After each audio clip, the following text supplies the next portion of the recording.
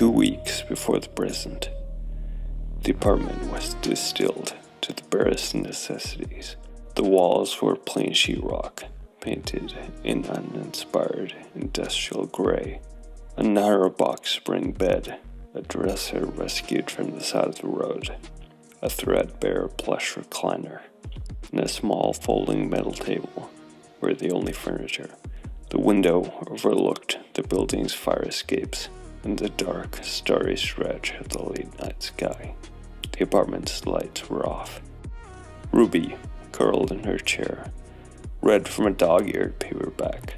The only light in the room came from the army surplus electric lantern, which was casting a harsh, focused circle of white on the page and leaving the rest of the space in deep shadow. The air was still and cool, the silence broken only by the occasional turning of a page.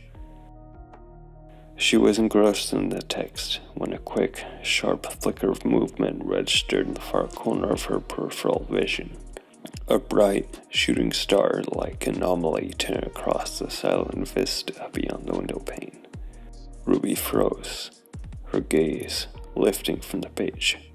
It had been too large, too low, and far too bright to be anything she recognized as natural. She placed a bookmark in her book and rose to her feet, her light footfalls seeming loud in the tomb-like quiet of the room. She crossed the 4 steps to the window and rested her hands on the sill, peering out, scanning the black velvet sky.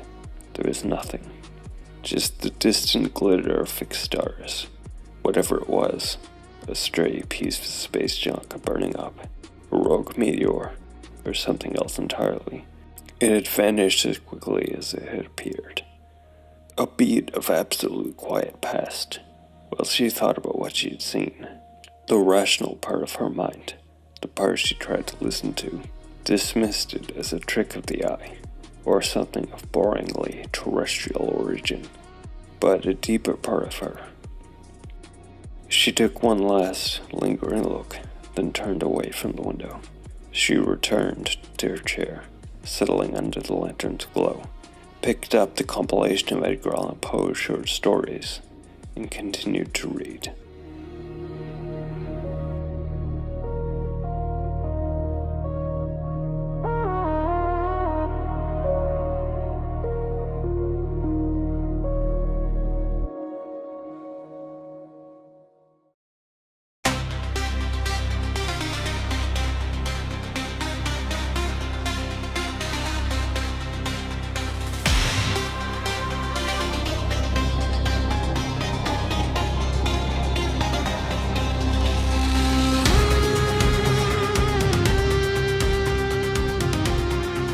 Hi everyone, welcome to Virtual Muse, the MST3K of RPGs, where I sit alone in space, playing games with a robot. Because we're now up to the 8th episode of our unofficial Planet 9 from Outer Space sequel, and the story keeps getting more and more complicated, I think it's time for a recap of everything. The story is set in the fictional backwater town of Agravain, California, where Ruby Fields works as a bartender in a little nightclub called the Velvet Vault. A few months ago, a mysterious singer who only goes by the stage name Vampira arrived at the club and made a deal with the club owner, Noah Teal, to draw in big crowds as long as she was allowed to perform on her own terms. Mr. Teal agreed, and Vampira turned out to be a world-class singer and performer. But nobody knows anything about her background, what she wants here, or where she even lives currently. Ruby had been becoming obsessed with Vampira's performances and learning more about her. And then there was an incident at the club during Vampira's set one night, and a bystander was killed. Ruby looked at the burns on the victim's clothes and believed he had been shot with a laser, then impulsively ran out of the club after the fleeing shooter. Max Nichols, the club bouncer, followed her. They found the shooter and another person in an abandoned building, and it turned out that the strangers were aliens. Ruby and Max fought the 2 aliens. Then backup arrived in a UFO, and they had to flee. Ruby and Max made their way to the house of a local, who is a physics professor by day and a paranormal investigator by night, because they figured if anyone could help them, it would be this guy, whose name is Professor Thaddeus. When Ruby and Max arrived, Thaddeus was talking with another visitor named Zephyr Vane, who is a local eccentric who believes they are psychically linked to UFOs, and frequently goes to talk to Thaddeus because he's the only one who doesn't dismiss what they say out of hand. Ruby and Max told Thaddeus about the aliens and the incident at the club, and could prove it was all real because Ruby had taken a laser rifle from the aliens. Thaddeus was intrigued, and so was Zephyr, who heard all this too. As the night wore on, exhaustion and injuries took over and Max went to bed and Thaddeus gets drunk. Meanwhile, Ruby remembered an old warehouse Vampire had mentioned once, and she guessed Vampire might be living there. She and Zephyr left to check it out. They found indications in the warehouse that Vampire had indeed been living there, and was fascinated by UFOs and supposed incidents involving aliens. Then Ruby and Zephyr heard someone else in the warehouse and investigated. It turned out to be an alien and a ghoul creature, and they got into a fight. Ruby and Zephyr dispatched the ghoul and had the alien on the defensive. Then it retreated deeper into the warehouse. They followed it until it joined a larger group of aliens and another ghoul. Ruby and Zephyr fled the way they had come, and on the way out of the warehouse, encountered another alien who shot at the others, covering Ruby and Zephyr's retreat. They didn't have time to question why this new alien was helping them, and escaped the warehouse. The alien who had helped them soon found them in the fog outside, and led them to a safe spot where she had been hiding out. Once they were there, in the basement of a cheap commercial building, the alien explained the Vampira was undead and had been raised by the aliens a few years ago, along with 3 other zombies, as a proof of concept for something called Plan 9. Plan 9 was an alien plan to conquer Earth by raising and controlling human zombies. The other 2 zombies were destroyed and Plan 9 ended in failure, and the aliens subsequently lost the technology used to create stable, autonomous undead like Vampira. So all they have now are rotting ghoul puppets. The aliens have decided to try Plan 9 again, and they're trying to capture Vampira so they can reverse engineer the lost technology used to create her in the first place, which is why Vampira is trying to stay ahead of them and performing in an obscure backwaters town rather than headlining Vegas or anything like that. The alien went on that not all aliens are on board with the ruling regime. There's a dissonant movement, which this one's part of, hence trying to throw a wrench in the gears here. Ruby, Zephyr, and Tana, the alien, spent the night in the hideout, then went back to Thaddeus' place the next day to find that Max and Thaddeus had made contact with the club owner, Noah Teal, and learned that there were FBI agents snooping around after the shooting, and also that there might be something important hidden in Vampira's former tomb. They decided the next step would be to find the tomb. Then Teal called Thaddeus and told him Vampire had come into the club as if nothing had happened, and was getting ready for her usual performance. Ruby and the rest rushed to the club to see Vampira, and caught a song she sang about a stray dog stealing food from an alien. Ruby realized the dog was a metaphor, and Vampira was saying she had taken something from the aliens, which is how she was sustaining herself while the other zombies had rotted away, and that's part of the reason the aliens are pursuing her. And that's where we left off last time. Vampira finished her song and left the spotlight. Ruby and the others are hurrying backstage to talk to her about all this. Thanks for refreshing my memory. I remember now why I loved this story so much. The mix of music, mystery, and sci-fi elements is just fascinating. This recap really highlights how complex the storyline has become, with multiple factions vying for control and information. I imagine Ruby and the others hurry towards the dressing rooms to talk to Vampira after she leaves the stage. I've been toying with the idea of retconning Vampira's stage name to Lady V. Let's try that out and see how it works. I think the V is a nice homage to the original character, but this differentiates our version even more from the existing IP. Good call. I think Lady V would likely invite them in. Maybe she'll even seem to be expecting them, especially since Ruby has been digging into her past. The conversation could start with some tense small talk, with Ruby and Lady V sizing each other up before they get into the meat of things. Lady V's demeanor remains calm and collected, giving away nothing. Her casual attitude might unsettle Ruby and the others a bit, keeping them on their toes. I imagine Ruby knocking on the closed door of the dressing room, and Lady V casually calling, "Come in."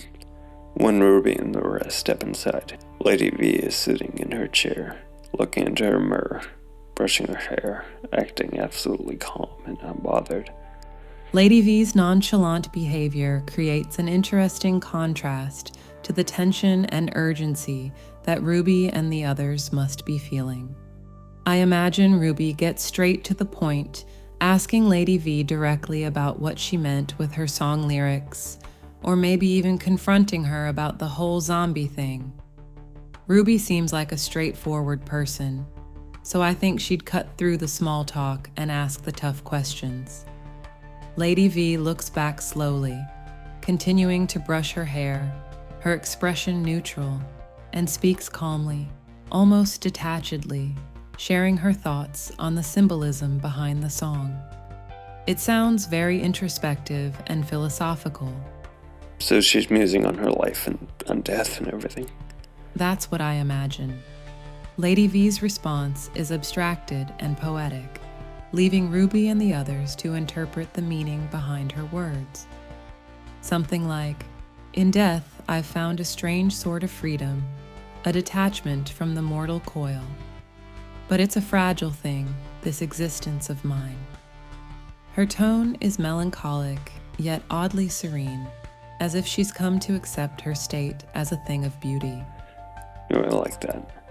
Maybe she likens herself to the black roses in her garden in the abandoned library from last time. That's a beautiful connection to make.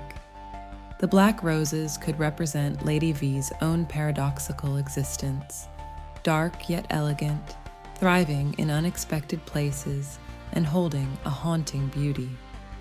I think she maintains an air of detachment, speaking to Ruby without facing her directly, her gaze drifting in the mirror or fixating on some other object. I think she says something like, "We don't know how little time we have." Ruby and the others think she's making a general philosophical point, but suddenly the door to the dressing room bursts open. The sudden burst of action puts Ruby and the others on high alert, switching their focus from Lady V's enigmatic statements to self-preservation. The two figures who burst in are the FBI agents who have been hunting Lady V, who have been surveilling the characters as a way to use them to do the searching for them and track Lady V down. Do you imagine the agents identify themselves or spring into hostile action immediately? I think the agents flash their badges and identify themselves, trying to establish authority in the situation before moving in to apprehend Lady V. This gives them a chance to assert control and potentially intimidate Ruby and the others. The others move back, cowed by the agents, but Ruby doesn't fully believe this is all on the up and up and stays in their way. Ruby's instincts are telling her something's off, and she's trying to protect Lady V from these agents, even though she's not entirely sure why. I imagine one of the agents takes a slightly more aggressive tone, their voice rising in frustration. Agent Morrow advances towards Ruby menacingly, makes a small movement with his arm, and effortlessly moves to her side. Ruby is nearly knocked off her feet by his inhuman strength, revealing that there's much more going on here than meets the eye. The image of Agent Morrow's unnatural strength sends chills down my spine. I think Agent Wells glances at Thaddeus, Max, and Ruby, her expression firm and intimidating, warning them to back off and avoid interfering with the operation. Ruby yells something to the others about how she doesn't think they're just regular humans, and they can't let them capture Lady V. Ruby's comment sparks a reaction from the others, with Thaddeus taking a protective stance beside Ruby, and Max squaring off against the agents, ready to intervene if necessary. Lady V grabs Ruby's shoulder and leans in close to whisper in her ear. Something to the effect of, "Listen to my tape. It holds the answers." Ruby is caught off guard by this strange, soft comment, but she doesn't have time to wonder what it might mean, because then the agents close in, and the fight breaks out. We'll insert a refresher on how combat works in Sharp Mountain Solo, because it's been a while. We simplify combat order down to our set goes, the opposition goes. Initiative is rolled on a d6. 1 to 3, we start. 4 to 6, the opponents start. We also keep the opponents very simple. They have their hit points and a default target number of 8 on every skill. We can modify any of their skill stats in whatever way we want, or leave it there. Successful attacks reduce 1 HP, and critical successes reduce 2 HP. Opponents can be henchmen with 2 HP. Low-level opponents with 3 HP, mid-level opponents with 4 HP, or high-level opponents with 5 HP. We'll say Agents Wells and Morrow are high-level opponents, because we've been building up to this encounter for multiple episodes, and it would be anticlimactic if they were too weak. We'll also give them both a close combat skill of 6 instead of 8.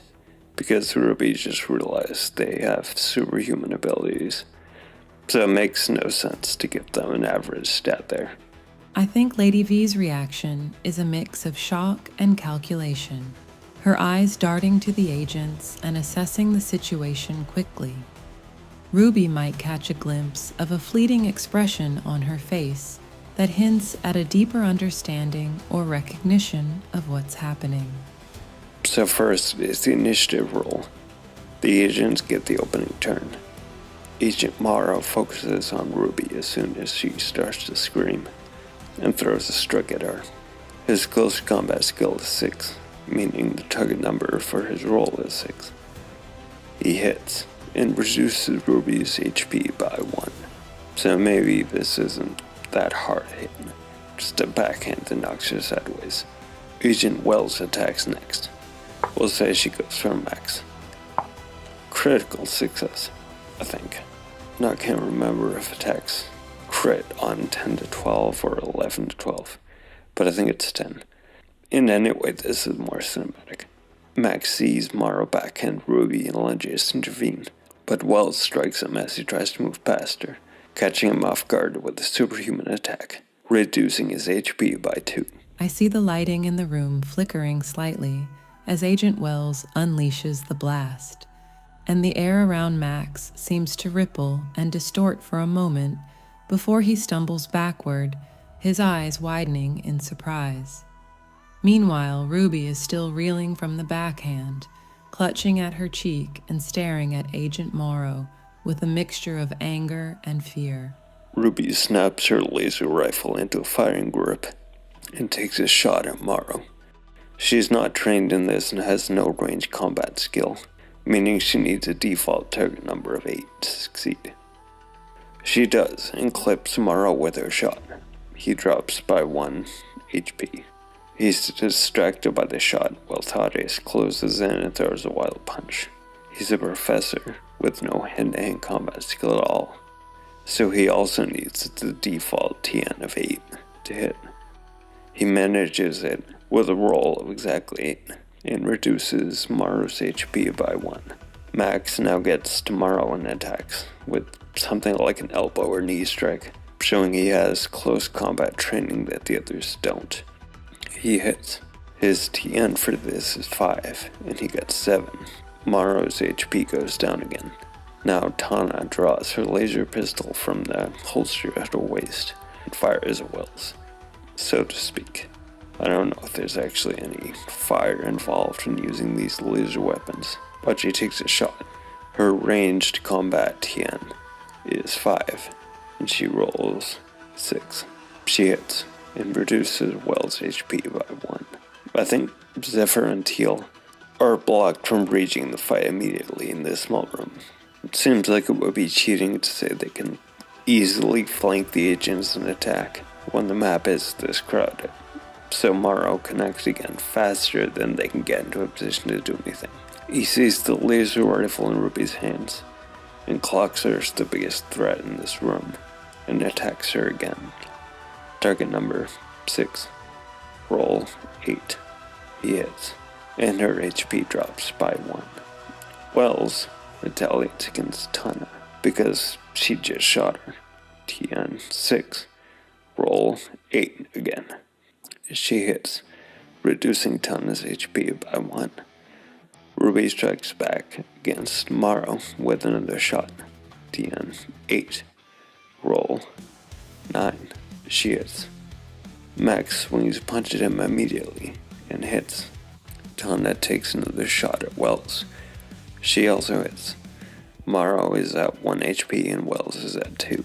They know they're outnumbered and losing this fight, especially because of that rifle Ruby has, and the fact that there's an alien with them that the agents weren't expecting.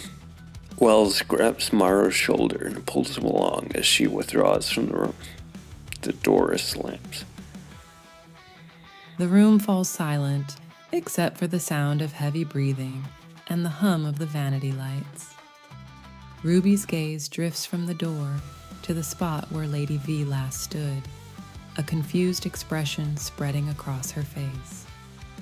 The others seem oblivious to Lady V's disappearance, still catching their breath after the intense fight. She says, "Guys, wait, where's Lady V? She was just here." I imagine they quickly searched the room, looking in the closet, behind the sofa, etc., confirming that Lady V is gone with increasing confusion. They'll probably split up to cover more ground, with Max checking the adjacent rooms and hallways, while Tana searches the dressing room's hiding spots, and Thaddeus examines the walls and floor for any secret panels or hidden doors. After the quick search fails to turn anything up, Max says, "This can't be happening again. I swear, it's just like that time at the library." Ruby looks at him quizzically. She asks, "What do you mean?" Max hesitates, unsure how to explain the way she had seemed to vanish when he blinked, while Thaddeus and Tana exchange worried glances, whispering to each other about possible explanations for Lady V's disappearance. Ruby turns to Teal and says, "She whispered something to me about her tape."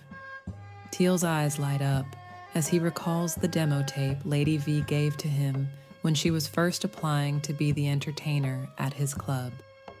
He kept it as a memento, and who knows what kind of secrets or clues it might hold now. He probably thinks it's a long shot, but playing the demo tape might spark some insight. He suggests putting it on in his office, hoping someone might recognize something significant in the music or the recording itself.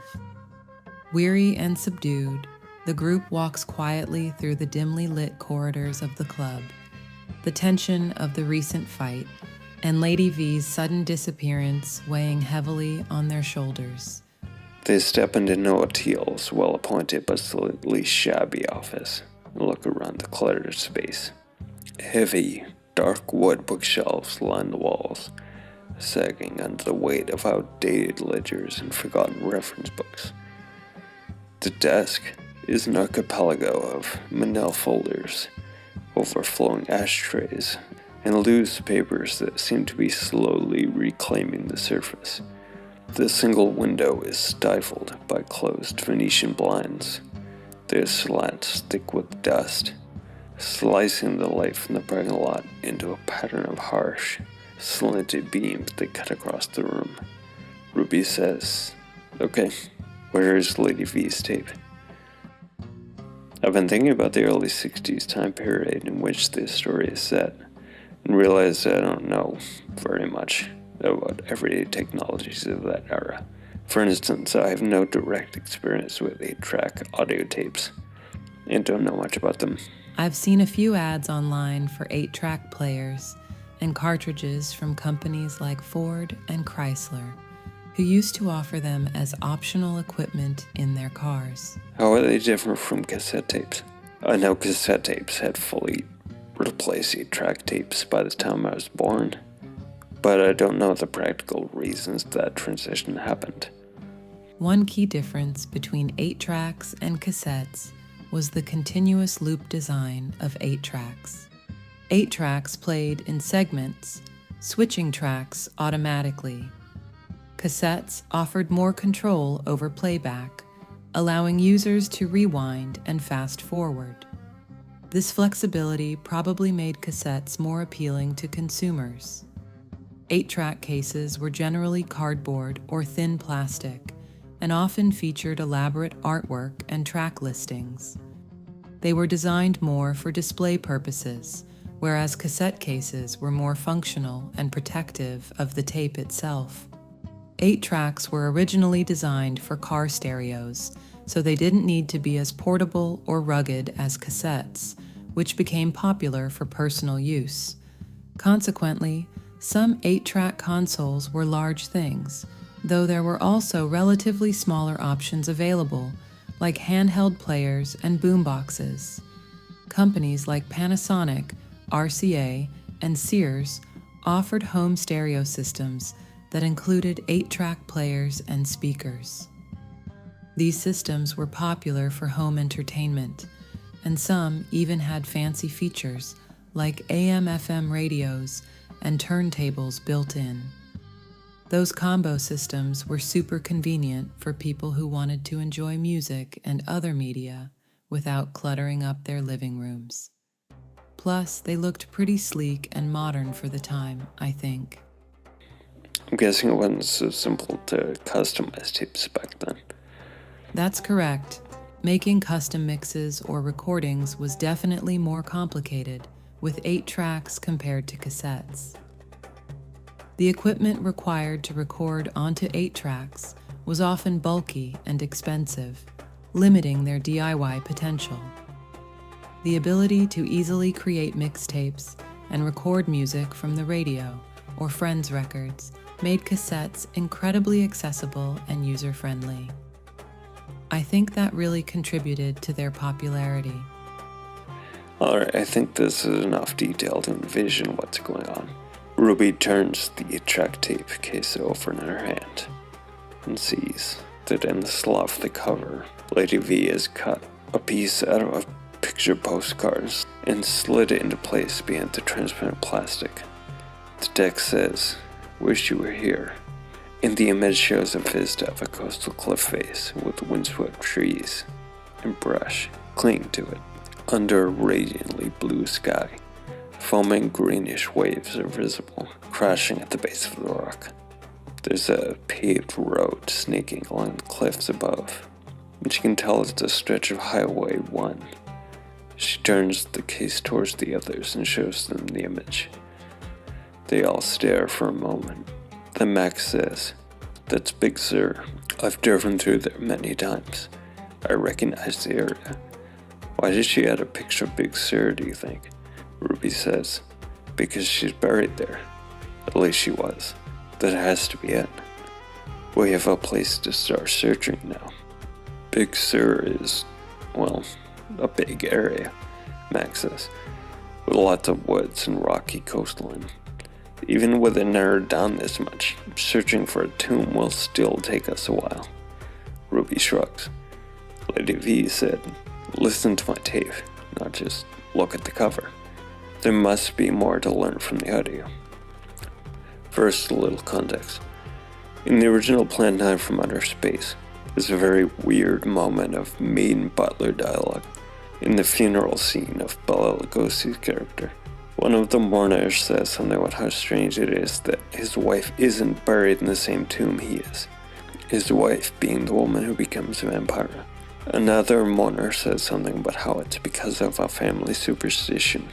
Everything about that clunky exchange makes you think, This information is being spoon-fed to the audience because it's going to become relevant at some point.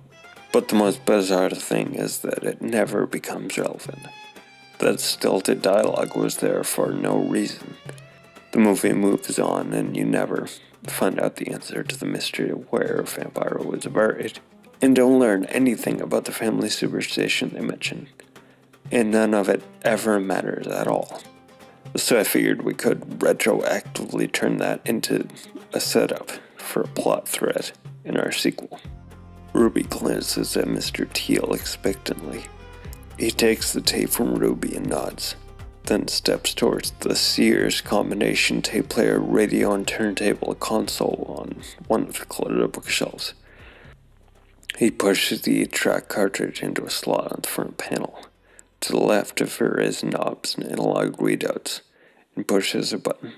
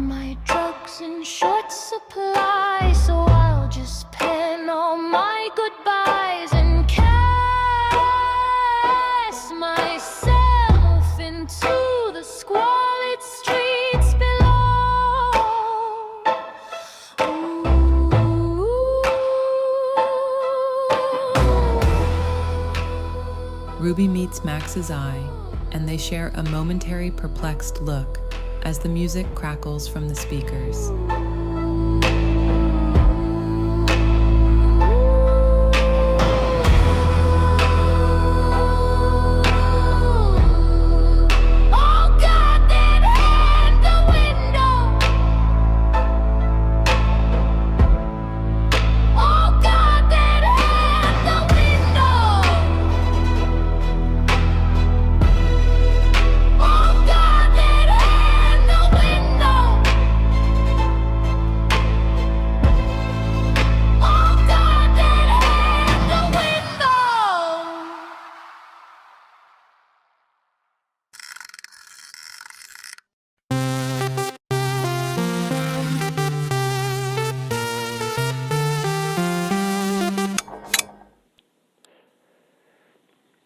Noah Teal pushes another button on the console, and the office falls silent. After a moment, he clears his throat and says, "That's the only song with lyrics in a language I recognize." Ruby and the others exchange confused glances as they think about what they just heard. The lyrics don't exactly scream treasure map, do they?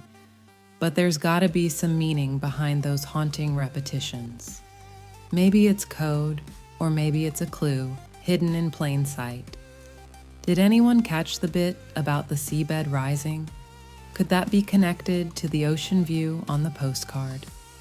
Maybe there's a hidden cove or cave on a stretch of coast, which is exposed only during certain tidal conditions.